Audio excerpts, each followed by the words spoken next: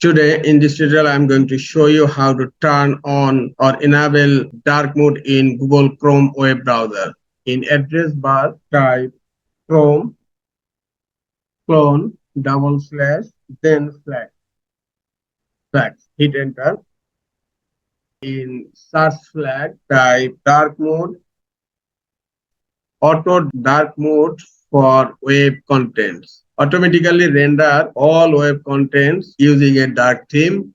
The option is default and click on default and click on enable. Your change will take effect the next time you relaunch Chrome, and you will find a relaunch button here. Click on relaunch.